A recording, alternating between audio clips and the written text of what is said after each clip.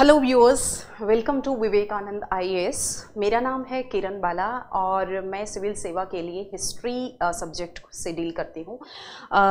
तो my dear aspirants, आज की क्लास में हम जो है एक हिस्ट्री को किस तरीके से आप सिविल सेवा के लिए पढ़ते हैं और एक बहुत महत्वपूर्ण टॉपिक पर भी हम यहाँ पर चर्चा करेंगे, किस तरीके से हमें इतिहास को सिविल सेवा पॉइंट ऑफ व्यू से पढ़ना चाहिए। ठीक है, तो मेरा सिविल सेवा में जो है 6 साल का एक्सपीरियंस है जो मैं आपके साथ शेयर करूंगी और इस टॉपिक्स को पढ़ते हुए हम लोग डिसाइड करेंगे और आप खुद भी जो है एक्चुअलाइज करेंगे कि किस तरीके से आपको कोई भी टॉपिक कैसे पढ़ना चाहिए, क्वेश्चंस का प्रीलिम्स और मेंस आप कैसे बनाएंगे। ठीक है, तो इससे पहले मैं एक आपको टॉपिक को या सब्जेक्ट को किस तरीके से सिविल सेवा के लिए डील करते हैं उसके लिए एक छोटा सा बेसिक इंट्रोडक्शन हिस्ट्री के लिए मैं यहाँ पर स्टार्ट करूँगी। ठीक है, तो हिस्ट्री जो है वो क्या है, उसका एक बेसिक मीनिंग हमें यहाँ पर समझना है।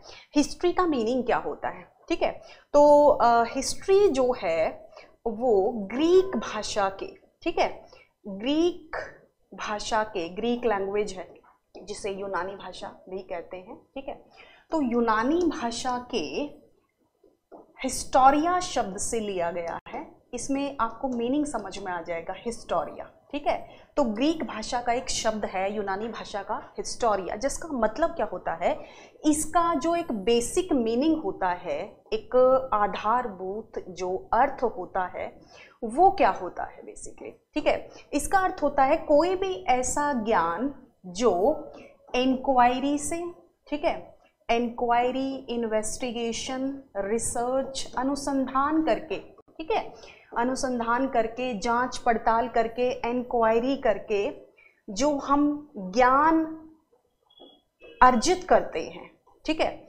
इंक्वायरी करके, जांच करके और अनुसंधान करके जो हम ज्ञान प्राप्त करते हैं उसे हिस्टोरिया कहा जाता है। ठीक है, तो यहाँ पर हिस्टोरिया का मीनिंग क्या हो जाता है, ऐसी नॉलेज या ऐसा ज्ञान जिसे इंक्वायरी, इन्वेस्टिगेशन और रिसर्च से हम प्राप्त करते हैं। अब आपको पता है इतिहास में जितनी भी इंफॉर्मेशन है, जितने भी चैप्टर्स हैं, हम चाहे वो प्राचीन, मध्यकालीन, आधुनिक भारत में जो भी हम पढ़ते हैं, वो पूरी की पूरी चैप्टर्स या सारी घटनाएं जो भी हैं वो सब रिसर्च पर, इन्वेस्टिगेशन पर और जो है इंक्वायरी पर बेस्ड है ना। उनको ऐसा वो साइंटिफिक इंक्वायरी उन पर हुई है, रिसर्च हुई है, बड़े बड़े स्कॉलर्स ने वो किए हैं, तब जाकर वो चीज़ें आज हमारे सामने उपलब्ध हुई हैं जिन्हें आज हम पढ़ रहे हैं। ऐसा नहीं है कि किसी ने भी ऐसे बोल दिया और वो चीज़ें हमारे सामने है ना। तो इतिहास भी एक बहुत ही साइंटिफिक सब्जेक्ट होता है, जैसे फिजिक्स केमिस्ट्री होता है वैसे ही इतिहास है। ठीक है, अब यहाँ से हिस्टोरिया शब्द निकला, हिस्टोरिया का ये मीनिंग होता है। ठीक है, फिर बाद में चलकर जो है हिस्ट्री शब्द का मतलब क्या हो जाता है, हिस्ट्री, इतिहास, जब हम इसे एक विषय के रूप में पढ़ते हैं तो इसका मतलब क्या हो जाता है, इसका मतलब होता है एक systematic study of the events, है ना, भूतकाल में हुई, जो भूतकाल में घटनाएं होती हैं। ठीक है, तो भूतकाल में घटित घटनाओं का कालक्रम या काल के अनुसार जो अध्ययन किया जाता है, ठीक है, उसे हम इतिहास कहते हैं, उसे हम हिस्ट्री कहते हैं। और हिस्ट्री के जो जनक है, who is father of history, ठीक है, तो हिस्ट्री के जो जनक हैं वो कौन है, वो है हेरोडोटस। कौन है, वो है हेरोडोटस है। ठीक है, तो हेरोडोटस कौन, ये भी जो है वो एक यूनानी हिस्टोरियंस इनको माना जाता है, मतलब पहला इतिहासकार माना जाता है, फिलोसोफर, दार्शनिक हुए हैं यूनान के। तो इन्होंने क्या किया था, इनका जो वर्क है ना, इन्होंने एक ऐसा वर्क, एक ऐसी किताब लिखी जिसने इनको इतिहास में अमर कर दिया, है ना। और वो बुक थी इनकी द हिस्ट्रीज। क्या थी, द हिस्ट्रीज। ठीक है, बहुत ही सिंपल सी चीजें हैं बेटा, आपको क्लियर हो जाएंगी ये चीजें, है ना। तो द हिस्ट्रीज नाम की इन्होंने किताब लिखी और इस किताब में इन्होंने क्या लिखा था, इन्होंने सबसे पहले इस किताब में लिखा था जो यूनानी नेताओं के या जो शासक होते थे उनका पर्शियन रूलर्स के साथ जो वॉर हुए, जो युद्ध हुए, तो उन घटनाओं को इन्होंने इस किताब में लिख दिया। फिर आगे चलकर इस किताब को जब आगे आने वाली जनरेशन्स ने पढ़ा तो बड़ी अच्छी उनको ये चीज़ें लगी कि अरे हम इस तरीके से अपने इतिहास को कोडिफाई कर सकते हैं ताकि आगे चलकर हमें अपने पास्ट के बारे में, अपने भूतकाल के बारे में पता चले। ठीक है, तो ये टॉपिक रहा है, राइट। तो हिस्ट्री के जनक हेरोडोटस है ना। अगर हम इसी कंटेक्स्ट में भारत के इतिहासकार की बात करें कि भारत से ऐसा कौन इतिहासकार हो सकता है, तो इसमें सबसे बड़ा नाम आता है कल्हण का, है ना। उन्होंने एक बुक लिखी थी राजतरंगिणी, है ना, जो 12वीं शताब्दी में लिखी गई किताब थी। इससे पहले भी बहुत सारी किताबें हैं, है ना, जैसे कौटिल्य ने लिखी है अर्थशास्त्र, लेकिन वो एक प्योर ऐतिहासिक टेक्स्ट बुक की कैटेगरी में नहीं है। लेकिन कल्हण की राजतरंगिणी जो है वो उसे एक प्योर हिस्टोरिकल ऐतिहासिक कार्य माना जाता है, क्योंकि उसमें कश्मीर के राजाओं की जो भी डायनेस्टीज हैं, जो वंश हैं, जो शासक हैं, उनका क्रम से और निष्पक्ष होकर जो है डेटा अकाउंट किया गया है बिना किसी पक्षपात के। तो ये जो किताब है राजतरंगिणी वो भारत के ऐतिहासिक दृष्टिकोण से जो है अकाउंट की जाती है। हेरोडोटस जो है वो, है ना, तो इस तरीके से हमें ये चीजें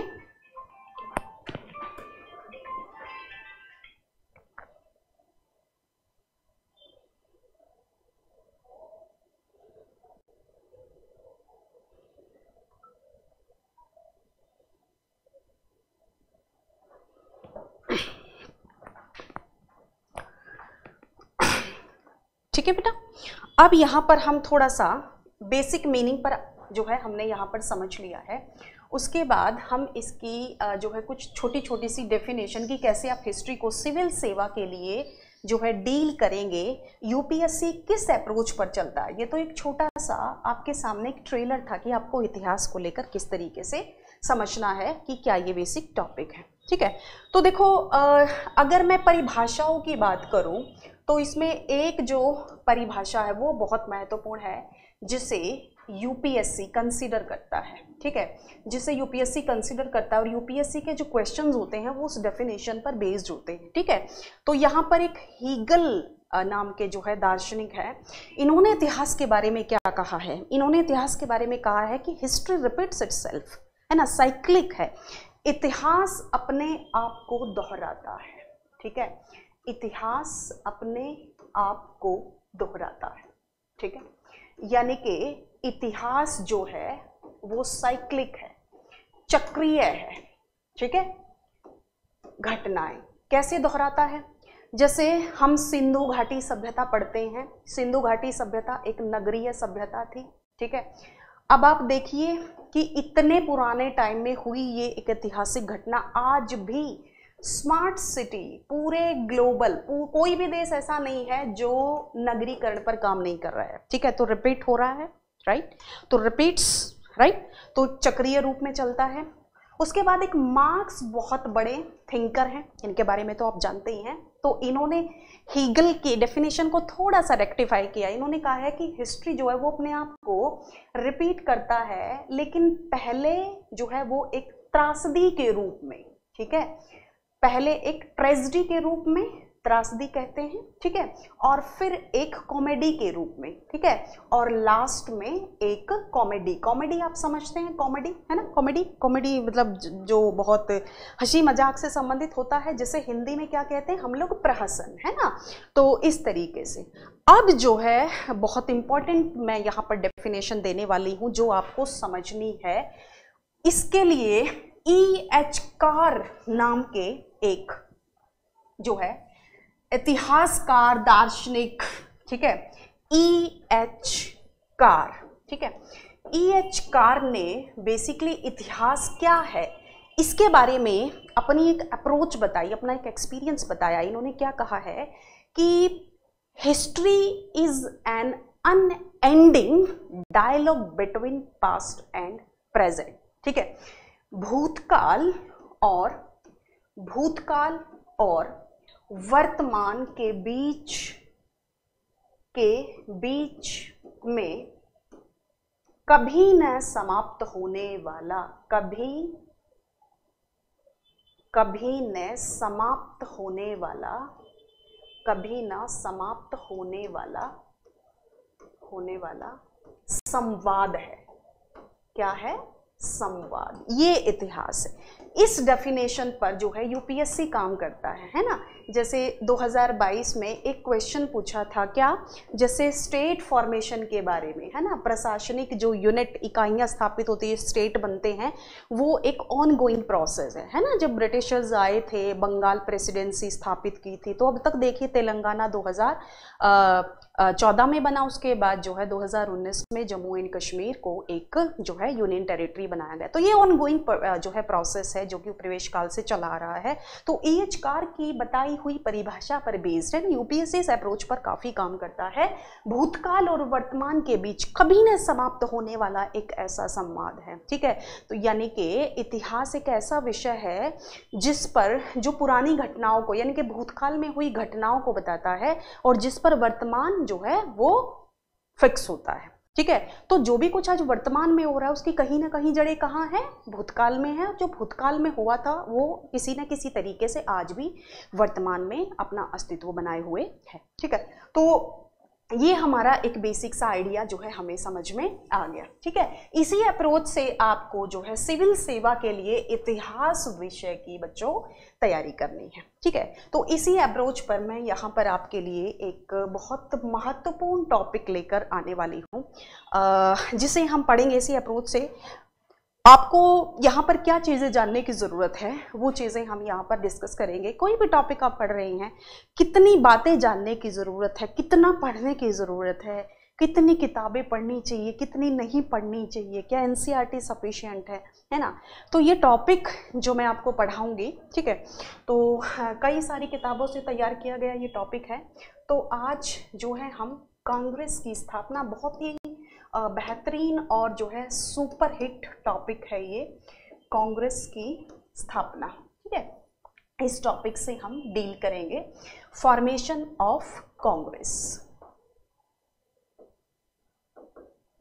formation of INC short form है ना, इंडियन नेशनल कांग्रेस हम इसे कह देते हैं, ठीक है। तो इस टॉपिक को पढ़ने के लिए, क्योंकि यहाँ पर जो क्वेश्चंस आते हैं यूपीएससी में, वो जनरली क्या आते हैं, देखो जो कांग्रेस के सेशंस होते हैं, अधिवेशन, ठीक है, तो अधिवेशनों से सवाल आ जाते हैं। कांग्रेस के अधिवेशन कौन सा कब हुआ, है ना। दूसरी चीज, जो कांग्रेस की अध्यक्षता करते हैं, अध्यक्ष जिसे कांग्रेस प्रेसिडेंट भी कहते हैं, ठीक है। तो इसमें कौन जो है महिला, पहली भारतीय महिला, या कौन पहली महिला अध्यक्ष रही, और वो सेशन, वो अधिवेशन कहाँ हुआ, और उसमें क्या महत्वपूर्ण फैसला लिया गया, कौन पहले मुस्लिम, कौन यूरोपियन, इस तरीके के वो अपने हिसाब से बहुत सारे सेगमेंट्स बन जाते हैं कि वो अधिवेशन से, अध्यक्ष, प्रेसिडेंट से लेकर जो है सवाल, ठीक है। और दूसरी चीज़ जो है वो रिजोल्यूशन, जैसे कोई प्रस्ताव पास हुआ है, ठीक है, कोई भी प्रस्ताव पास होता है या कोई भी आंदोलन, ठीक है, शुरू होता है, तो उससे रिलेटेड क्वेश्चन, है ना, तो INC, तो इस तरीके से क्वेश्चन जो है वो यूपीएससी में फ्रेम यहाँ पर होते हैं। तो जब भी आप कांग्रेस की स्थापना पढ़ रहे होते हैं, तो आपको सबसे पहले क्या करना है, कांग्रेस की स्थापना है, कांग्रेस से संबंधित अधिवेशन, अध्यक्ष, प्रस्ताव, आंदोलन से संबंधित क्वेश्चंस एक बार पीछे प्रीवियस ईयर्स में जाके देख लेने हैं, ठीक है, प्री में भी और मेंस में भी। फिर आपको ये समझना है, वहां से आपको एक गहराई पता चलेगी कि आपको कितने पानी में उतरना है ना। तो उसी पॉइंट ऑफ व्यू को ध्यान में रखते हुए मैंने ये टॉपिक आपके लिए तैयार किया है। और एक सिंगल बुक में ये कंटेंट जो है नहीं मिलता है, इसके लिए आपको कई सारी किताबें जो है खोजनी पड़ती हैं। तो जो आजकल काफ़ी स्टैंडर्ड्स जो किताबें हैं, NCERT के अलावा जो बहुत स्टैंडर्ड्स किताबें हैं जो अच्छे इतिहासकारों ने लिखी हैं, जिनका कंटेंट ट्रस्टवर्दी है, गवर्नमेंट अप्रूव्ड है, और जिन्होंने रिसर्च किया है बड़ी बड़ी यूनिवर्सिटीज़ में, उनकी किताबों से जो है ये कंटेंट मैंने तैयार किया है। तो आपको ज़रूर से जो है इस टॉपिक में एक डिफरेंस फील होगा कि यस, कैसे हमें इस टॉपिक से डील करना है, ठीक है। तो चलिए हम लोग अब यहाँ पर शुरू करने वाले हैं। तो देखिए, सबसे पहले हम यहाँ पर क्या करेंगे, कोई भी टॉपिक पढ़ने से पहले हम क्या देखते हैं, सबसे पहले एक आधारभूत परिचय होता है भाई, ठीक है। आधारभूत परिचय उसका होता है, एक बेसिक इंट्रोडक्शन जिसे कहते हैं, ठीक है। इस बेसिक इंट्रोडक्शन में हम लोग ये देखेंगे कि किस तरीके से भारतीय नेताओं के दिमाग में आया होगा कि कैसे उनको एक अखिल भारतीय राजनीतिक मंच की स्थापना करनी चाहिए, और उस मंच को स्थापित करने के पीछे क्या मंशा थी, क्या ऑब्जेक्टिव था, और इसमें कुछ ब्रिटिशर्स का भी योगदान रहा है, उनके बारे में भी हम यहाँ पर देखेंगे, ठीक है। तो ये चीज़ें जिसमें हम यहाँ पर किस तरीके से स्थापना हुई, एक बैकग्राउंड के बारे में, मतलब एक पृष्ठभूमि, छोटी सी पृष्ठभूमि जो रहेगी हमारी, उस पर, जिसे बैकग्राउंड भी कहते हैं, ठीक है, तो उस पर हम थोड़ा सा प्रकाश डालने की कोशिश करेंगे, राइट। और उसके बाद हम कुछ जो नेता यहाँ पर रहे थे उनके बारे में जानेंगे, कौन कौन वो प्रमुख हस्तियां थी जिन्होंने कांग्रेस की स्थापना के पीछे अपना महत्वपूर्ण योगदान दिया है, ठीक है, ये चीजें जानेंगे। उसके बाद हम लोग यहाँ पर ह्यूम के रोल की, ठीक है, ह्यूम के बारे में आपने सुना, A.O. ह्यूम, है ना, जिनका बहुत महत्वपूर्ण रोल रहा है, और उनके रोल पर, उनकी भूमिका पर अक्सर सवाल खड़े किए जाते हैं। Controversial theory, safety valve theory, है ना, इस तरीके से दी जाती हैं। तो ह्यूम की जो भूमिका है, यहाँ पर हम ह्यूम की भूमिका का मूल्यांकन करेंगे, उनकी भूमिका को देखेंगे, तो क्या उनकी भूमिका रही है, और साथ में इनकी भूमिका का हम मूल्यांकन भी करेंगे। अक्सर सवाल यहाँ से हमारा पूछ दिया जाता है, ठीक है। उसके बाद हमारा तीसरे नंबर पर आ जाता है एक और बहुत ही महत्वपूर्ण यहाँ पर सेगमेंट हमारा जो है सब टॉपिक्स बनता है, वो यहाँ पर बनता है मूलभूत सिद्धांत, ठीक है। मूलभूत सिद्धांत का मतलब क्या होता है, कांग्रेस की स्थापना से संबंधित मूलभूत सिद्धांत जो रहते हैं, तो इनकी जानकारी आपको होना काफ़ी ज़रूरी है ना। इसमें सबसे इम्पॉर्टेंट क्या है, सेफ्टी वॉल्व सिद्धांत, है ना, सेफ्टी वॉल्व सिद्धांत जिसे कॉन्स्पिरेसी सिद्धांत के रूप में भी हम यहाँ पर पढ़ते हैं, ठीक है। तो इसके बारे में हम लोग देखेंगे किस तरीके से इसकी शुरुआत हुई, है ना। तो ये बेसिकली पूरी तरीके से जो ह्यूम की भूमिका रही थी उस पर एक कंट्रोवर्सी क्रिएट हुई थी। तो भारतीय नेताओं की तरफ से जो है ये सिद्धांत, मतलब कुछ आइडियोलॉजी, कुछ विचार प्रकट किए गए थे, तो उन्हीं विचारों को हम लोग एक सेफ्टी वॉल्व सिद्धांत के रूप में देखते हैं। तो सिद्धांत बेसिकली क्या होता है, एक विचार ही होता है ना। दूसरा जो है यहां पर आता है तड़ित झंझा सिद्धांत भी है, एक लाइटनिंग कंडक्टर, ठीक है, तड़ित झंझा सिद्धांत भी इसे कहते हैं, ठीक है, लाइटनिंग कंडक्टर, ठीक है, थ्योरी, ये क्या होती है, राइट। और उसके बाद अंत में यहां पर आ जाता है कार्य प्रणाली, ठीक है, कांग्रेस की कार्य प्रणाली के बारे में हम यहाँ पर देखेंगे, ठीक है। जैसे इसके प्लेटफॉर्म पर, इस मंच पर दो तरह के नेता रहे थे। शुरू में तो दोनों ही विचारधारा ही थी, कौन सी, गर्मपंथी भी और चरमपंथी भी। तो शुरू में 1885 से लेकर 1905 तक 20 साल का जो टाइम पीरियड था वो तो पूरी तरीके से जो है नरमपंथियों के लिए, जो उदारवादी नेता थे उनके लिए रहे हैं, है ना। फिर उसके बाद 1907 में सूरत में फूट आ जाती है, सूरत फूट हो जाती है, तो चरमपंथी अलग हो जाते हैं, नरमपंथी अलग हो जाते हैं, तो एक ट्रांजिशन आता है ना। तो जब तक नरमपंथियों के हाथ में यहाँ पर चीज़ें, सारा मैनेजमेंट रहता है, तो उस समय जो है कार्य प्रणाली कैसे थी, किस तरीके से इन्होंने अपने उद्देश्य स्थापित किए, तो अभी हम बहुत ज़्यादा आगे डिटेल में नहीं जाएंगे, थोड़ा सा जो है बेसिक चीज़ें, मतलब जो हमने यहाँ पर डिस्कस किया इनके बारे में जानेंगे, है ना। तो इस तरीके से आपको टॉपिक्स को पढ़ने की ज़रूरत है, और ये आपकी यूपीएससी प्रीलिम्स और मेंस की जो नीड है उसको सेटिस्फाई कर देगा, ठीक है। तो आई होप कि आपको एक आइडिया हो गया होगा। आधारभूत परिचय, जिसमें पृष्ठभूमि और नेताओं के बारे में जानेंगे, कैसे वो एक साथ आए होंगे, ह्यूम की भूमिका के बारे में देखेंगे, मूल्यांकन करेंगे, फिर जो सिद्धांत आए थे उन पर चर्चा करेंगे, और इनकी जो कांग्रेस की कार्य प्रणाली रही थी, कैसे शुरुआत की थी इसने अपने काम की, उस पर हम यहाँ पर देखेंगे, चर्चा करेंगे। Is that clear? ओके, चलिए, है ना। तो हम आधारभूत परिचय, सबसे पहले एक पृष्ठभूमि की बात करते हैं, ठीक है। तो ये काफ़ी महत्वपूर्ण भी है। आई होप कि आपको चीज़ें अच्छे से समझ में आ रही होंगी यहाँ पर कैसे आपको इस टॉपिक से डील करना है। ठीक है, की कॉन्सेप्ट ही है बेटा ये, और आपका यहाँ पर बेसिक्स प्लस एडवांस सब क्लियर हो जाएगा, है ना। चलिए अब यहाँ पर आधारभूत परिचय, हम पृष्ठभूमि की बात करते हैं। ठीक है, पृष्ठभूमि की बात, सबसे पहले जो कांग्रेस के आरंभिक नेता थे, ठीक है, कांग्रेस के आरंभिक जो नेता थे जिन्हें अर्ली मॉडरेट्स भी कहते हैं, जो आरंभिक नेता थे, इन नेताओं में बहुत सारे नाम हैं, बहुत सारे बड़े बड़े नाम हैं। ठीक है, तो इन नेताओं में कौन कौन थे? सबसे पहले आप देखिए बदरुद्दीन तैयबजी, फिरोज शाह मेहता, सुरेंद्रनाथ बनर्जी, आनंद मोहन बोस, मनमोहन, लाल मोहन घोष, है ना, कितने बड़े बड़े नाम, गोपाल कृष्ण गोखले, तो ये सब लोग, है ना।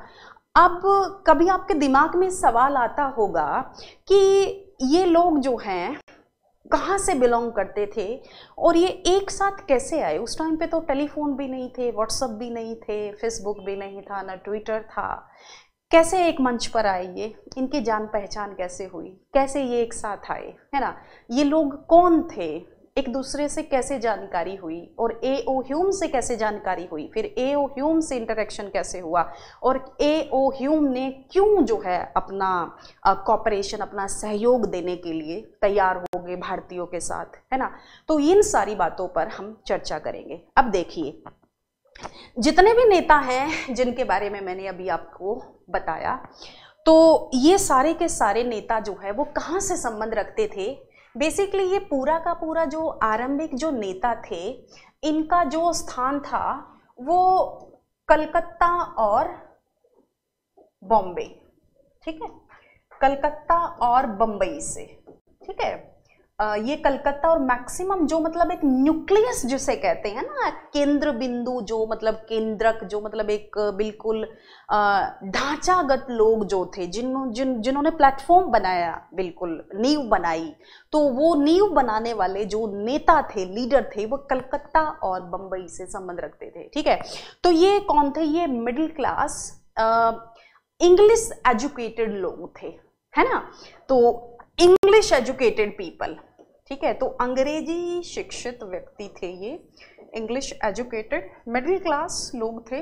ठीक है, अब ये एक दूसरे के साथ कैसे आए, है ना। 1860s की बात है, 1860 की बात है, और 1870 का वो टाइम रहा है जब ये सारे नेता एक दूसरे के संपर्क में आए। कैसे आए? ये संपर्क में आए भाई किस जगह पर? लंदन में। ठीक है, लंदन में ये लोग क्या करते थे?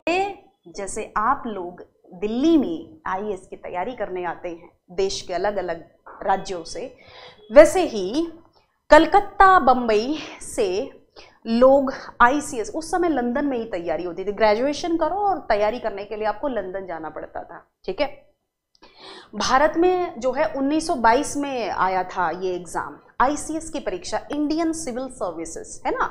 तो भारतीय सिविल सेवा की तैयारी करने के लिए ये लोग वहां पर मिले लंदन में। ठीक है, या फिर दूसरा जो प्लेटफॉर्म था वो था अपनी लॉ की डिग्री। ठीक है, ये अपनी लॉ की डिग्री कर रहे थे। ठीक है, तो लॉ की डिग्री करते हुए किसी कॉलेज में मिल गए। अच्छा भाई आप कहाँ से? मैं कलकत्ता से हूँ, है ना। आप कहाँ से? भाई मैं बम्बई से हूँ। आप भी इंडियन, मैं भी इंडियन, तो सोचिए एक विदेशी धरती पर जो है जानकारी हो ही जाती है ना। और कहीं ना कहीं एक बुद्धिजीवी तो इनके अंदर था ही, है ना। तो यहाँ पर क्या होता है कि जब ये अपनी सिविल सेवा की तैयारी कर रहे थे, अपनी लॉ की डिग्री कर रहे थे, तो ये इस तरीके से 1860 में एक दूसरे से कांटेक्ट में आए और 1870 तक जाते जाते इनके बीच में पक्की वाली दोस्ती हो गई, है ना। अब एक चीज और, उसी समय लंदन में ही हमारे भारतीय विद्यमान थे जिनका नाम था दादा भाई नारोजी। क्या नाम था?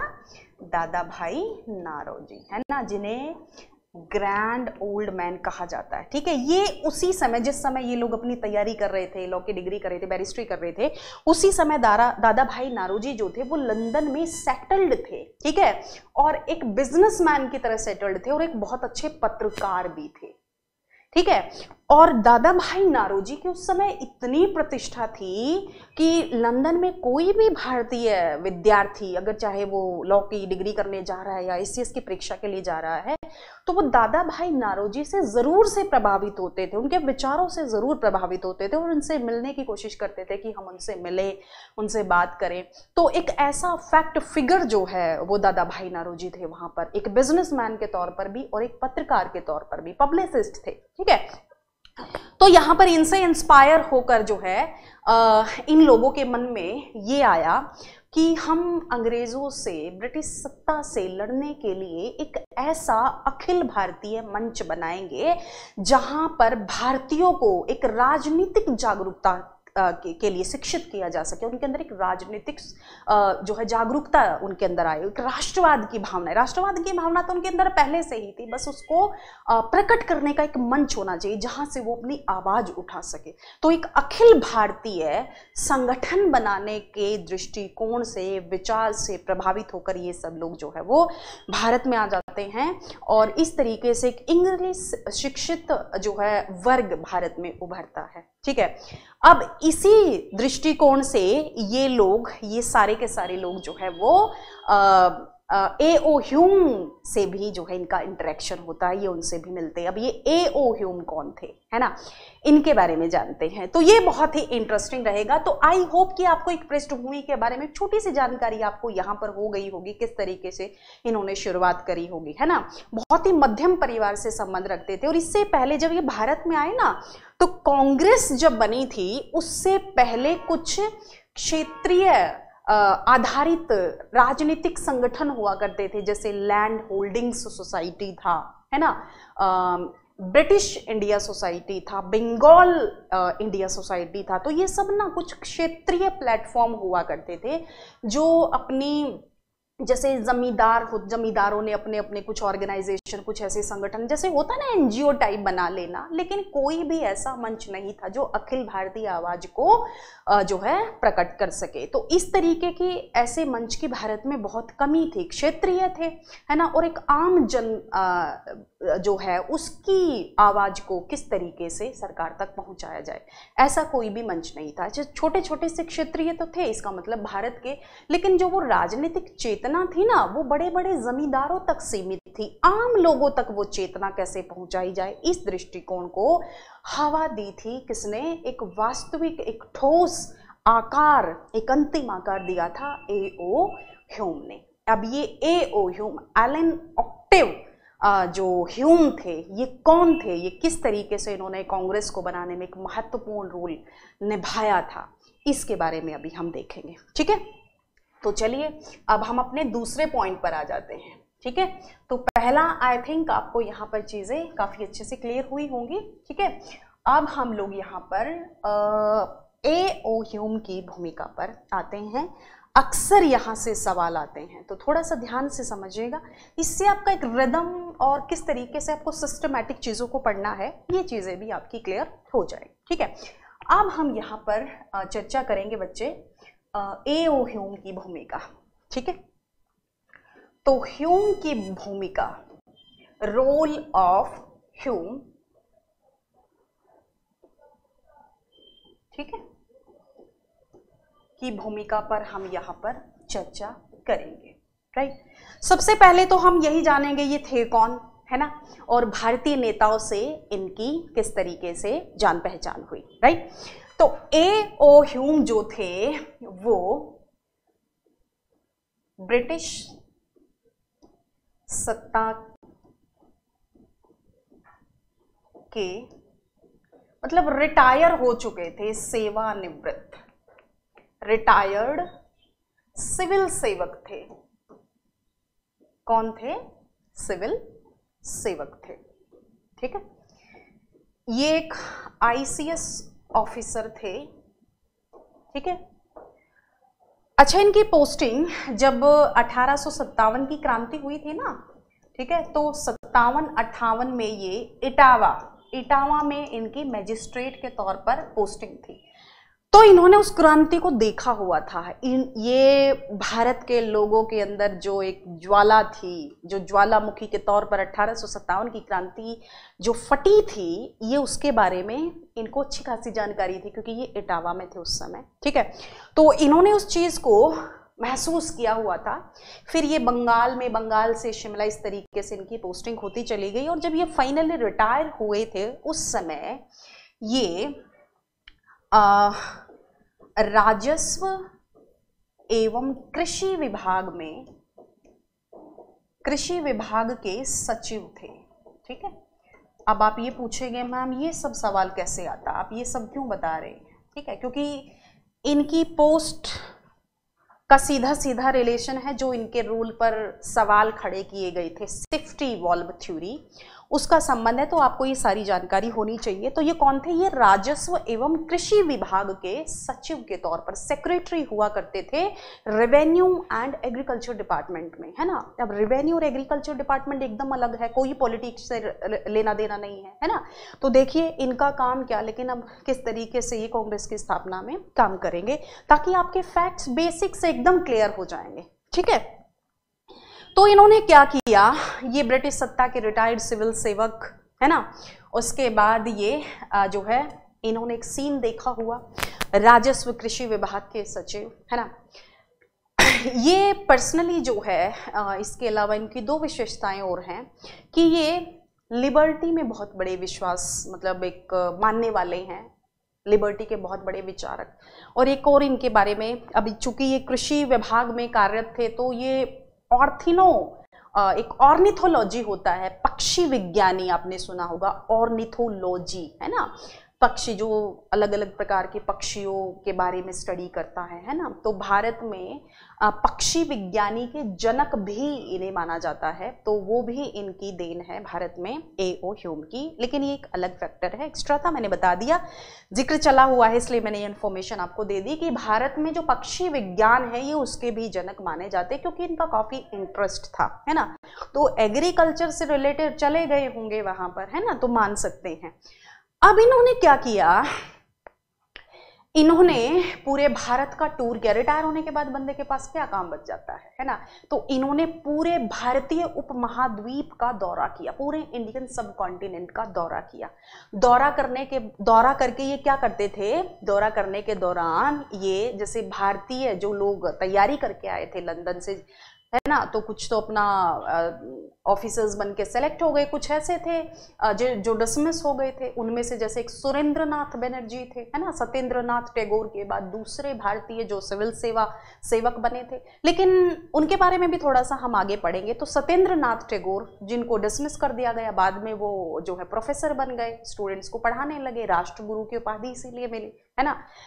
अब ये ऐसे लोगों से मिलते और आग्रह करते कि आप एक मंच पर आइए, ठीक है, आप एक दूसरे के साथ एक मंच पर आइए और एक राष्ट्रीय प्लेटफॉर्म बनाते हैं जहां से आप अपनी बातें, अपनी लिबर्टी की, अपनी स्वतंत्रता की मांग जो है वो ब्रिटिश सत्ता के सामने रख सके, है ना। तो इस तरीके की बातों को ध्यान में रखकर ये घूमे।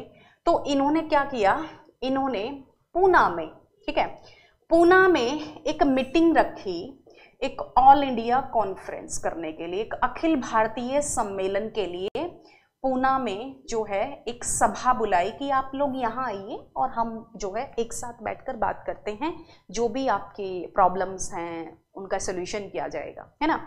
तो सबसे पहले जो जगह चुनी गई थी पूना थी, है ना। लेकिन पूना की किस्मत खराब थी, है ना, क्योंकि पूना में उस समय प्लेग की बीमारी फैल गई थी, है ना। और प्लेग की बीमारी फैलने के बाद जगह शिफ्ट कर दी गई और वो जगह चली गई बम्बई, है ना। और बम्बई ऐतिहासिक बन गया, है ना।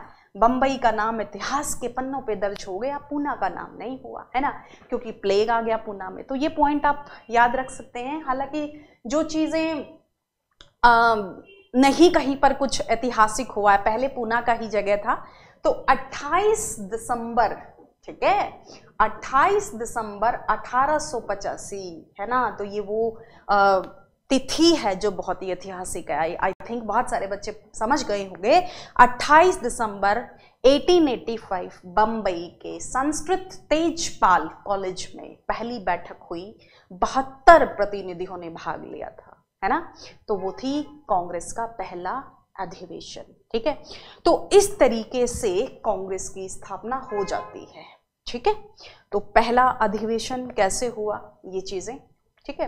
तो ये चीजें तो पूरे इतिहास में चलती है, बेसिक सी चीजें हमें पता चल गई, ठीक है। तो ये रहा होम का जो है भूमिका। अब इनकी भूमिका का हम मूल्यांकन करते हैं। अब उस मूल्यांकन के लिए दो मूलभूत सिद्धांत हैं जिनकी अब हम चर्चा करेंगे, जो आपको समझने हैं, ठीक है। तो ये चीजें आपके दिमाग में, आपके माइंड में आई थिंक अच्छे से समझ में आ गई होगी, ठीक है।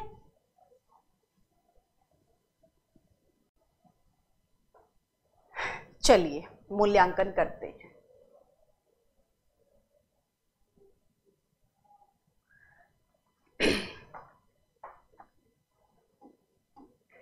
मूल्यांकन का मतलब क्या होता है, इवैल्यूएशन, मूल्यांकन इवैल्यूएशन, ठीक है। इवैल्यूएशन का मतलब नेगेटिव पॉजिटिव नहीं होता बेटा, जो अक्सर बच्चे सोचते हैं मूल्यांकन का मतलब नेगेटिव चीज भी बता दो और पॉजिटिव चीज भी बता दो, उसे मूल्यांकन कहते हैं। नहीं, मूल्यांकन का मतलब होता है किसी भूमिका को आंकना, कोई रोल है या कोई पॉलिसी है, उसे आंकना कि वो किस हद तक सही है, किस हद तक सही नहीं है, और वो जिस हद तक सही नहीं है उसे सही करने के लिए आपके पास क्या सुझाव है, वो सुझाव देना, है ना। जहां तक सही है, अब जो चीज सही है उसमें क्या रिफॉर्म करना, भाई वो चीज गलत नहीं होनी चाहिए, तो उसके लिए ये प्रयास करना कि वो उसी पैमाने पर चलता रहे, वो सही ही चलता रहे, और जो कुछ गलत नेगेटिव चीजें आ रही हैं उनको कैसे दूर करना है आपको, उसके लिए आपको सुझाव देने हैं, है ना। तो ये होता है मूल्यांकन, ठीक है। अब हम यहाँ पर मूल्यांकन कर रहे हैं ह्यूम की भूमिका का, है ना। तो ह्यूम जो है, जो कि एक ब्रिटिश सिविल सेवक थे, डफरिन से मिले। उस समय लॉर्ड डफरिन जो है भारत के वाइसराय हुआ करते थे, ठीक है। तो लॉर्ड डफरिन से भी मिले थे कि जो है कांग्रेस एक ऐसे राजनीतिक, अखिल भारतीय राजनीतिक मंच की स्थापना करने वाले हैं। तो डफरिन ने, हालांकि ये सारा रोल कैसा रहा, डफरिन ने क्या कहा, ह्यूम ने क्या कहा, तो इस सारे रोल को हम इवेल्युएट करेंगे, तो जिसमें कुछ सच्चाई है कुछ नहीं है, ठीक है, इसको जानने की कोशिश करेंगे, राइट। तो मूल्यांकन के लिए यहाँ पर क्या है ना, दो सिद्धांत दिए जाते हैं। सबसे पहला जो सिद्धांत है वो दिया गया है सेफ्टी वॉल्व सिद्धांत। क्या है, सेफ्टी वॉल्व सिद्धांत है, ठीक है। ये सेफ्टी वॉल्व सिद्धांत जिसे कॉन्स्पिरेसी, अच्छा कॉन्स्पिरेसी तो समझते होंगे आप, है ना। कॉन्स्पिरेसी थ्योरी यानी कि षड्यंत्र थ्योरी, है ना। क्या, षड्यंत्र थ्योरी, भाई षड्यंत्र किया गया है। ये जो कांग्रेस बनी है ये एक भारतीयों के खिलाफ षड्यंत्र रचा है, ठीक है, षड्यंत्र रचा गया है ना। तो ये एक सवाल खड़ा किया था। और दूसरा जो सिद्धांत है वो है lightning conductor theory. Lightning conductor theory जो तड़ित झंझा की जो का सिद्धांत है उस पर हम बाद में चर्चा करेंगे। पहले हम कॉन्स्पिरेसी थ्योरी के बारे में पढ़ते हैं, ठीक है। अब इस कॉन्स्पिरेसी थ्योरी के बारे में, ये जो थ्योरी है इसके जो प्रतिपादक हैं, ठीक है, वो कौन है। शुरुआत की थी लाला लाजपत राय ने, ठीक है, लाला लाजपत राय ने, ठीक है। लाला लाजपत राय को कंटेंट कहां से मिला, इनको कैसे पता चला था, है ना। तो इसके लिए हमें जाना पड़ेगा ह्यूम की जीवनी, ठीक है। तो एक अन्य, जैसे A.O. ह्यूम एक सिविल सेवक थे, उसी तरीके से एक और सिविल सेवक थे जिनका नाम था विलियम वेडरबर्न। क्या नाम था, विलियम मतलब W, वेडरबर्न लिख देते हैं हम लोग, है ना, वेडरबर्न, राइट। तो विलियम वेडरबर्न जो है वो एक अन्य सिविल सेवक थे, राइट। तो इन्होंने क्या किया था, ये जो बंदे था, ये जो सिविल सेवक था विलियम वेडरबर्न, ये A.O. ह्यूम का बड़ा प्रशंसक था, फैन था इनका, है ना। तो इन्होंने क्या किया, इन्होंने ह्यूम की जीवनी लिखी। क्या लिखी? ह्यूम की जीवनी। ठीक है, ह्यूम की जीवनी लिखी, और जो जीवनी लिखी थी उसका नाम था बायोग्राफिकल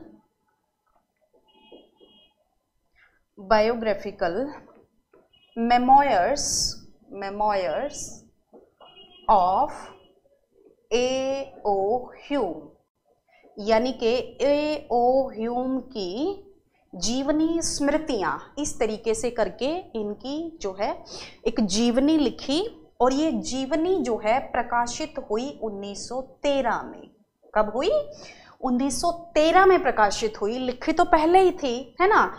देखो कोई भी जीवनी है किसी की भी, उसके पूरे जीवन का लेखा जोखा होता है ना। अब 13 में क्यों हुई तो समझ जाओ, 1912 में ए.ओ. ह्यूम की डेथ हो गई, है ना। तो ए.ओ. ह्यूम की मृत्यु के बाद उनका रोल खत्म ही हो गया। तो जहां तक उनका आखिरी रोल रहा भारतीय राजनीति में, जैसे वेडरबर्न ने लिखा होगा, वो 12 तक का लिखा, 13 में पब्लिश होके आ गई। जब ये 13 में पब्लिश होकर ए.ओ. ह्यूम की जीवनी के बारे में, ए.ओ. ह्यूम का रोल रहा कांग्रेस की स्थापना में बहुत बड़ा, है ना। तो इस वक्त तक कांग्रेस के मंच पर चरमपंथियों का एक बड़ा हुजूम आ चुका था, है ना। अब जो ये बायोग्राफी आई ना, जो ये जीवनी आई ना, जो ये आत्मकथा जो आई, इसको पढ़ा लाला लाजपत राय ने, है ना। अब लाला लाजपत राय को ऐसा उसमें क्या कंटेंट मिल गया कि उन्होंने ह्यूम के भूमिका पर सवाल खड़े कर दिए, और यहीं से कांग्रेस के नेताओं के बीच में खटपट, वैचारिक भिन्नता जो थी वो होनी शुरू हो गई। और जो चरमपंथी थे उनके दिमाग में ये बात घुस गई कि ये कांग्रेस जो है ना, ये ह्यूम ने बनाई है, और ह्यूम कभी भी नहीं चाहेगा कि भारतीय लोगों को राजनीतिक स्वतंत्रता मिले, क्योंकि चाहे भले ही स्वतंत्रता का वो कितना भी बड़ा पुजारी हो, वो है तो आखिरी ब्रिटिश पैट्रियोटिक ना। तो देशभक्ति किसकी करेगा? ब्रिटिश की करेगा, है ना। अगर उसे भारत की राजनीतिक स्वतंत्रता की इतनी ही चिंता थी तो उसने डफरिन को ये क्यों नहीं कहा कि चलो बोरिया बिस्तर बांध के चलते हैं अपने देश में, है ना। तो कांग्रेस बनाने की क्या जरूरत थी, हम खुद ही बना लेंगे, चाहे बनाए ना बनाए भी, you just get lost from our country, है ना। तो यहां से चीजें कैरी आउट होती हैं 1913 से। लाला लाजपत राय ने जो है प्रतिपादन किया और अपने कुछ विचार दिए, जैसे सेफ्टी वॉल्व सिद्धांत, जिसमें सबसे मेन जो कंसर्न थी लाला लाजपत राय की वो ये थी कि जो ये कांग्रेस बनाई है ये भारत विरोधी है, ठीक है।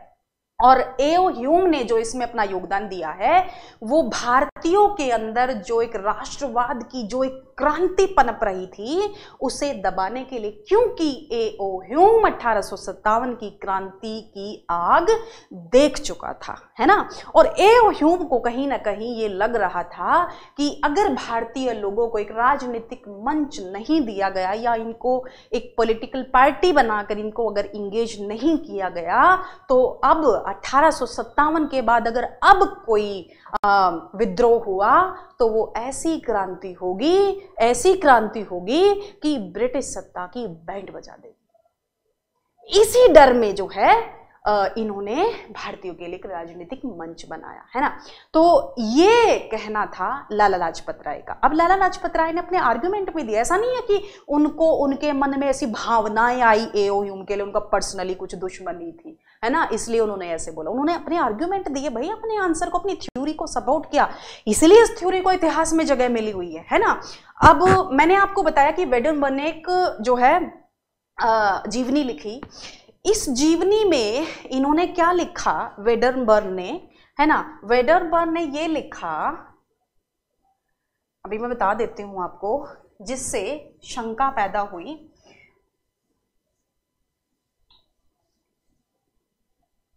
वेडरबर्न ने ये लिखा कि 1878 में ह्यूम ने सीक्रेट रिपोर्ट यानी कि खुफिया रिपोर्ट पढ़ी। और जो ये खुफिया रिपोर्ट थी ना, ये कितने भागों में थी? इसके 7 वॉल्यूम थे। कितने वॉल्यूम थे? 7 वॉल्यूम थे, यानी कि जैसे 7 पार्ट हो जाते हैं वॉल्यूम, तो आप समझते हैं वॉल्यूम बुक्स के आते हैं, वॉल्यूम 1 वॉल्यूम 2 है ना। तो उसी तरीके से खुफिया रिपोर्ट पढ़ी कब, 1788 में। और कहां पर पढ़ी भाई, शिमला में पढ़ी, है ना, शिमला में पढ़ी। और वहां से जो है अब ये खुफिया रिपोर्ट क्या थी, ये खुफिया रिपोर्ट जिसे कौन तैयार करता था, पुलिस डिपार्टमेंट। अब पुलिस डिपार्टमेंट सीआईडी, ठीक है। अब एक चीज आपके दिमाग में, अब सीआईडी की रिपोर्ट भाई ह्यूम के हाथ कैसे लगी, सवाल किए ना, क्योंकि कहीं और इन चीजों का कोई भी डिस्कशन नहीं मिलता है कहीं पर भी। तो लाला लाजपत राय ने, जो कांग्रेस के नेता थे, भाई तुम मिलकर, आप लोग जो है मिलकर उनके साथ काम कर रहे थे, तो कभी आपने उनकी भूमिका पर सवाल क्यों नहीं किए, सब कुछ ऐसे अपना क्यों लिया? आप खुद भी तो ये प्लेटफॉर्म बना सकते थे।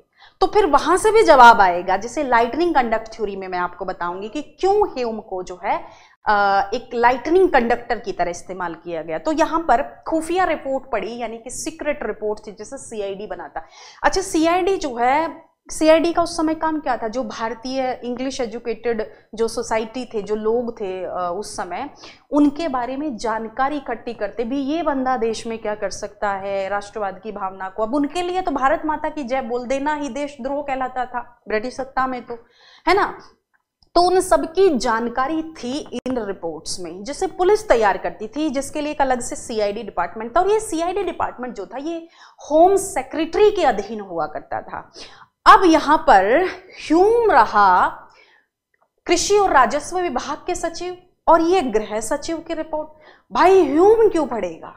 वेडरबर्न से पूछा कि आप ये बताइए, ह्यूम इन रिपोर्ट्स को क्यों पढ़ेगा? वो सीआईडी की रिपोर्ट उसके पास कहां से? सीआईडी डिपार्टमेंट बंगाल में काम कर रहा है, दिल्ली में काम कर रहा है, ये बैठा शिमला में। उस समय शिमला में कैसे पहुंच गई, और इतनी सीक्रेट रिपोर्ट उसके पास कैसे पहुंच गई? उसके डिपार्टमेंट की तो थी भी नहीं, उसका तो कृषि विभाग था, तो उसके पास ये सीआईडी की रिपोर्ट कैसे पहुंची? इसका मतलब वेडरबर्न जो है वो झूठ बोल रहा है। अब यहां से झूठ पकड़ लिया ह्यूम का, तो उनकी भूमिका पर सवाल खड़े कर दिए। तो भाई ह्यूम के बारे में झूठ बोल रहा है ना, कि उसने 7 जो है रिपोर्ट्स पढ़ी, और रिपोर्ट्स में ये पढ़ा कि लोगों के अंदर, भारत के लोगों के अंदर राष्ट्रवाद की भावना पनप रही है, और राष्ट्रवाद की चिंगारी कभी भी भड़क सकती है, जिससे ब्रिटिश सत्ता को कभी भी समाप्त किया जा सकता है। और उसके लिए ह्यूम ने एक सेफ्टी वॉल, मतलब एक प्रोटेक्टिव शील्ड अपने लिए, अपनी सत्ता को बचाने के लिए भारतीयों को एक राजनीतिक मंच का अवसर दिया। डफरिन से बात करी कि ये जरूरी है। तो उस समय हो सकता है उस समय का फायदा उठाकर भारतीय लोगों को बहला फुसला लिया, तो उस समय के जो टॉप लीडर्स हुआ करते तो उनके साथ मीटिंग कर ली। समझ में आया? एक ये बात। दूसरी बात, पहला तो सवाल ये था भी खुफिया रिपोर्ट उसके पास पहुंची कैसे, कैसे दी, उसने क्यों पढ़ी, है ना। दूसरी बात ये कि 1878 में वेडरबर्न कह रहा है, 1878 में उसने रिपोर्ट पढ़ ली, और कांग्रेस कब बन रही है? 1885 में। तो जो ये 7 साल का गैप था भाई, तो इस 7 साल क्यों इंतजार किया ह्यूम ने? तुरंत 1878 में रिपोर्ट जब पढ़ ली थी, तो तुरंत ही उसने क्यों कोशिश नहीं करी? उसे 7 साल क्यों लग गए? 1885 में जाके कांग्रेस बनी। तो जो ये 2 सवाल थे ना, इसने खलबली मचा दी, और यहीं से जो है एक वैचारिक मतभेद भी शुरू हो गया था, और एक एंटी नेशनल जो है ऑर्गेनाइजेशन माना जाने लगा कांग्रेस को, और जिसका प्रतिफल चरम जो है वो 1907 की सूरत फूट में हम देख सकते हैं।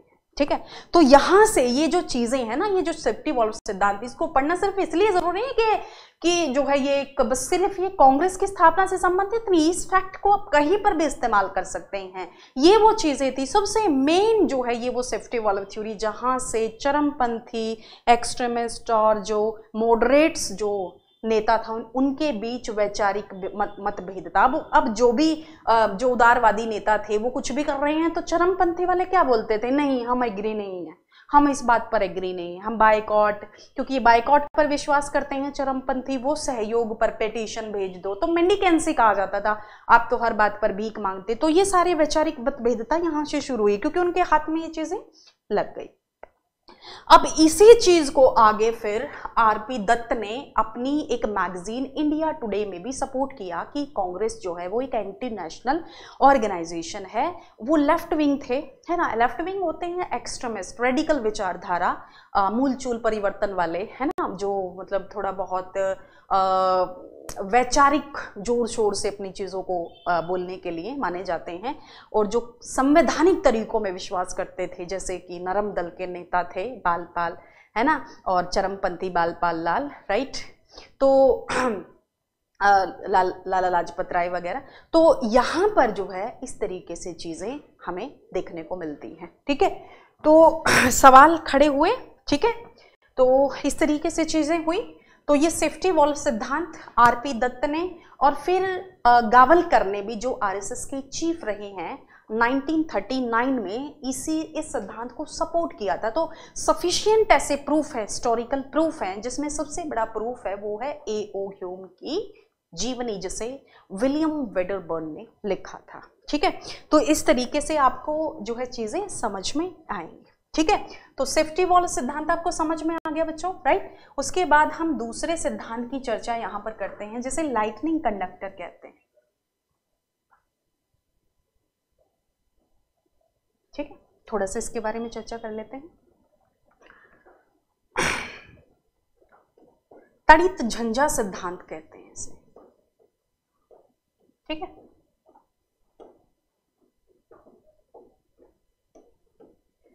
तड़ित झंझा जो सिद्धांत, लाइटनिंग कंडक्टर, है ना, तो इस सिद्धांत को दिया था गोपाल कृष्ण गोखले ने।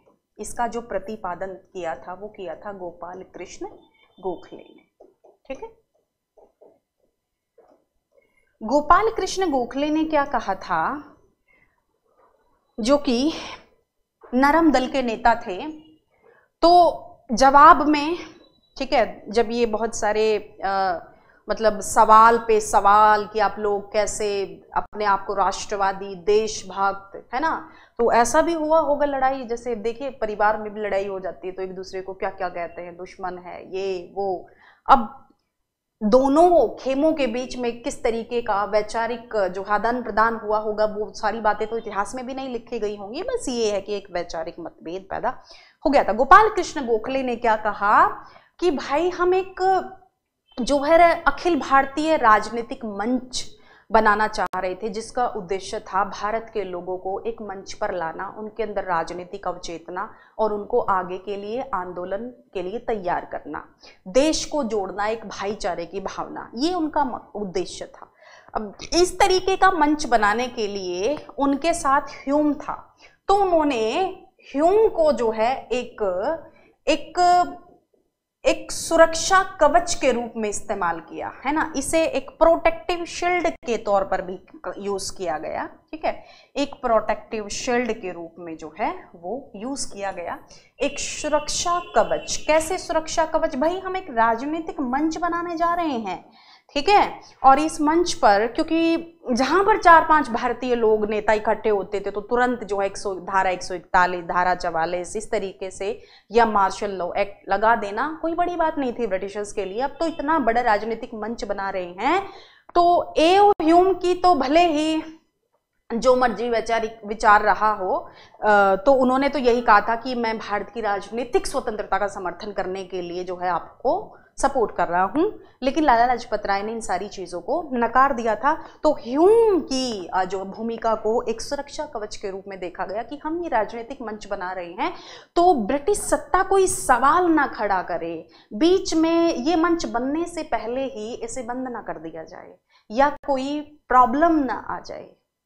तो इसके लिए ए.ओ. ह्यूम को एक सुरक्षा कवच के रूप में, और ताकि भारतीय लोगों की कार्यकारी प्रणाली को या उनके कार्यों को एक संदेह की दृष्टि से ना देखा जाए, इस वजह से सुरक्षा कवच के रूप में उन्होंने ह्यूम को लिया। ये कहना था गोपाल कृष्ण गोखले का, और इस थ्योरी को, इस सिद्धांत को तड़ित झंझा सिद्धांत, है ना, लाइटनिंग कंडक्टर, जैसे लाइटनिंग है ना, लाइट बादलों में लाइट गरजती है ना, तो एक कवच होता है बादलों में, ये कैसा कवच होता है, तो ताकि वो लाइट उस पर ना गिरे। तो इसी तरीके से तो भी ह्यूम की मदद से कर रहे हैं हम, तो उनके अपने विचार थे, ह्यूम के अपने विचार थे, तो इस तरीके से। और दूसरी चीज जो है इसी सिद्धांत के अंतर्गत ये भी कहा गया था कि डफरिन ने, अगर डफरिन की और ह्यूम की कोई चाल होती तो डफरिन ने क्या कहा था, माइक्रोस्कोपिक की जो ये ऑर्गेनाइजेशन है ना वो क्या है, वो माइक्रोस्कोपिक जो है माइनॉरिटी है ना, मतलब इतने अल्पसंख्यक, माइक्रोस्कोपिक समझते हैं आप, माइक्रोस्कोप मतलब इतने छोटी सी चीज को देखने के लिए सूक्ष्मदर्शी, अल्पसंख्यक मतलब ये इतना छोटा ऑर्गेनाइजेशन है कि माइक्रोस्कोप से भी नहीं दिखने वाले, मतलब उनका कोई सिग्निफिकेंस नहीं है, कोई महत्व नहीं है। ये जो ऑर्गेनाइजेशन आप ऑल इंडिया का बोल रहे हैं ना कि अखिल भारतीय का हमने एक संगठन बनाया है, वो क्या है, वो एक माइक्रोस्कोपिक माइनॉरिटी, सूक्ष्मदर्शी अल्पसंख्यक लोगों का एक संगठन है। तो इसका भारतीय सत्ता, ये जो ब्रिटिश सत्ता भारत में बैठी है उस पर कोई प्रभाव इसका नहीं पड़ने वाला है, ठीक है। तो ये बात क्यों आती भाई उनकी, ये भी बात सोचने वाली थी, है ना। तो वो क्रिटिसाइज कर रहे थे और आगे चलकर तो फिर कांग्रेस को गैर संवैधानिक घोषित कर दिया गया था, समझ में आया। तो इस तरीके के जो ब्रिटिश की तरफ से जो व्यूज आ रहे थे, इसका मतलब कहीं ना कहीं हम देश हित में काम कर रहे हैं, तभी तो ब्रिटिश सत्ता ऐसा जहर उगल रही है, तभी तो वो इस तरीके के जो है लालचन दे रही है भारतीय, ये ऐसे हैं साल में एक बार, क्योंकि ये फिक्स हुआ था ना कि भाई हम दिसंबर के 2-3 जो लास्ट के दिन 2-3 दिन होंगे उसमें अपनी एक मीटिंग ऑर्गेनाइजेशन करेंगे। तो इसके लिए भी वाइसरॉय ने ऐसी जो है टिप्पणियां करी कि साल में एक बार टर्राने वाले मेंढक हैं, है ना। तो बहुत सारी ऐसी चीजें इंसल्ट करने के लिए, तो नरमपंथी जो नेता थे उन्होंने ये बोला कि वो लोग तो बोल रहे हैं हमारे बारे में ऐसे, इसका मतलब हम देश हित में कर रहे हैं, हम देश विरोधी नहीं हैं। तो ये क्या था, ये एक वैचारिक मतभेदता थी जो कि ह्यूम के रोल को दर्शाती है। तो आई होप कि एक, है ना, तो कहीं ना कहीं जो लोग इनके साथ थे, जो 72 डेलीगेट्स जो प्रतिनिधि थे, जिनके नेतृत्व में व्योमेश चंद्र बनर्जी के नेतृत्व में जो पहली मीटिंग हुई थी, तो आई होप कि जो है आपको चीजें यहाँ पर क्लियर हुई होंगी, ठीक है।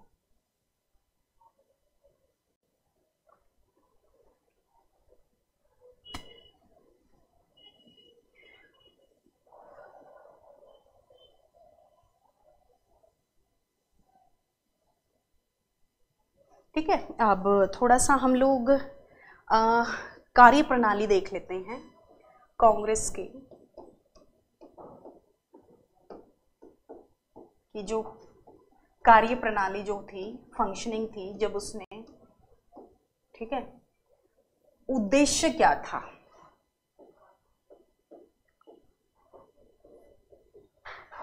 भारतीयों में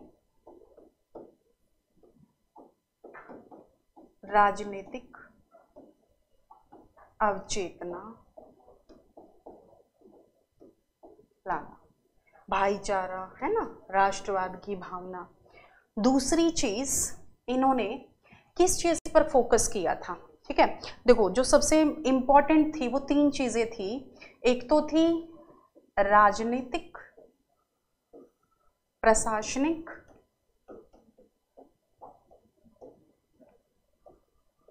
एवं आर्थिक सुधार, ठीक है। भी ब्रिटिश सत्ता के अंतर्गत जो भी राजनीतिक प्रॉब्लम वो हम अपने मन से सुलझाएंगे, अपनी आवाज उठाएंगे, ठीक है। तो आपको पता भी होगा कि सिविल सेवा में भारतीयों का जो प्रतिनिधित्व था बहुत कम था, तो उस सिविल सेवा में प्रतिनिधित्व को बढ़ाने के लिए जो है यहाँ पर सुधार की बात की गई थी कि भाई आप उम्र जो है वो बढ़ा दीजिए थोड़ी, क्योंकि 18 साल उम्र हुआ करती थी, ठीक है। ये जो बात आई थी वो सुरेंद्र नाथ बनर्जी के द्वारा आई थी। सुरेंद्र नाथ बनर्जी दूसरे भारतीय थे सिविल सेवा को क्वालिफाई करने वाले।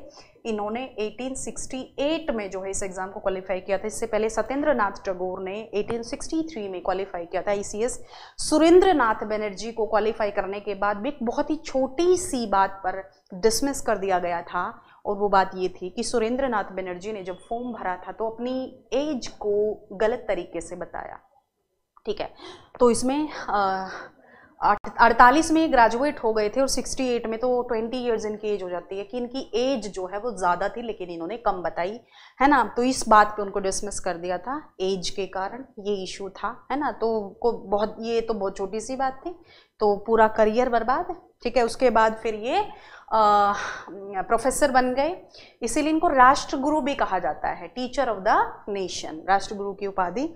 और आगे चलकर फिर इन्होंने पुनः सार्वजनिक सभा का जो है में अपना योगदान दिया, कांग्रेस के मंच पर भी अपना काफ़ी योगदान दिया, है ना। तो ये सारी चीज़ें कि सिविल सेवा के लिए एज जो है वो बढ़ाई जाए, भी 21 साल कर दी जाए, 18 साल है तो 21 साल कर दी जाए। तो सारा का सारा लिटन का क्या पर्पस था कि भाई भारतीयों को सिविल सेवा से रिजेक्ट करवाया जाए, तो मेन पर्पज प्रतिनिधित्व घटाने के लिए था। और एक जो सबसे बड़ा था वो ये था कि जो पार्लियामेंट थी, इंपीरियल जो पार्लियामेंट थी या जो इंपीरियल जो विधायी सभा थी, विधानसभा, इंपीरियल विधानसभा यानी कि जो सेंट्रल लेजिस्लेटिव असेंबली थी और प्रोविंशियल जो प्रांतीय विधानसभाएं होती थी, उनमें शक्तियां दी जाए भारतीयों को भी, बजट पर डिस्कशन वगैरह हो, है ना। तो ये सारी चीज़ें, राइट, तो इस तरीके से जो है चीज़ें मतलब की गई थी। अब एक चीज़ और, राजनीतिक, प्रशासनिक और आर्थिक सुधार के लिए तो इन्होंने किया, है ना, भाई बजट घटाइए, आप आर्मी पर इतना ज़्यादा खर्च मत करिए, ये कुछ डिमांड थी कांग्रेस की जो मंच से की गई थी सुधार के लिए। एक और चीज़ यहाँ पर की गई थी जो कि बहुत ही महत्वपूर्ण है, वो क्या था, सामाजिक सुधार के पॉइंट ऑफ व्यू से। कई बार ये क्वेश्चन आता है, पता है सारे सेगमेंट पढ़ना बहुत ज़्यादा ज़रूरी होता है, ठीक है। तो एक कांग्रेस की एक सेल थी 1887 में, ठीक है, 85 में कांग्रेस का पहला अधिवेशन हुआ, फिर 1887 में जो है मद्रास में अधिवेशन हुआ था, ठीक है। तो मद्रास में ही एम.जी. रानाडे, ठीक है, एम.जी. रानाडे का नाम आपने सुना होगा, है ना, ये जज थे, बॉम्बे हाई कोर्ट में जज नियुक्त हुए थे, बाद में ये रेवोल्यूशनरी बन गए थे। तो एम.जी. रानाडा के नेतृत्व में एक इंडियन, हिंदी में लिखते हैं, भारतीय राष्ट्रीय सामाजिक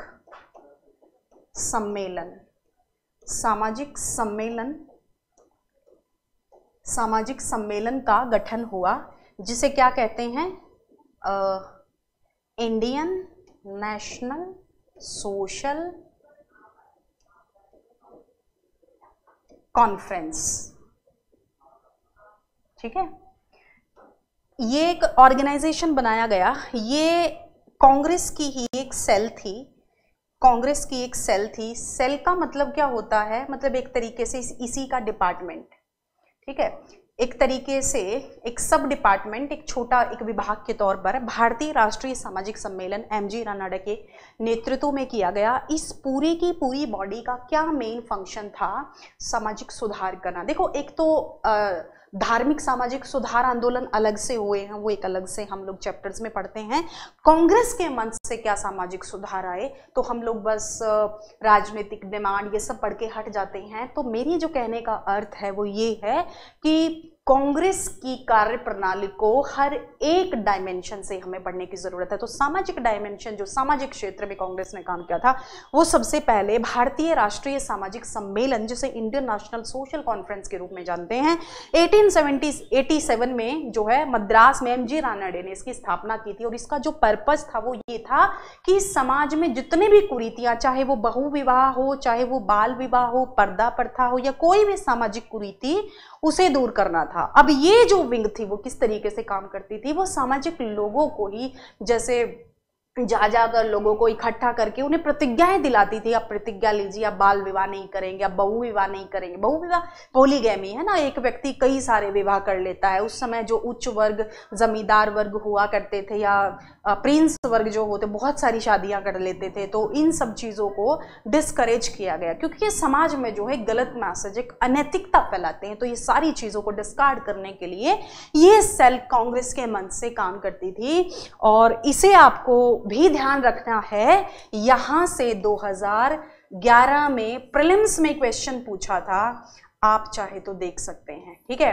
तो इस तरीके से आप कांग्रेस की कार्य प्रणाली, जो मैक्सिमम नहीं कहीं पर आपको देखने को मिलेगा, जो आपको विवेकानंद आईएएस के प्लेटफॉर्म पे देखने को मिलेगा, तो इस तरीके से जो है अलग अलग सेगमेंट्स जो हैं यहाँ पर मैंने आपके डिस्कस करे, ठीक है।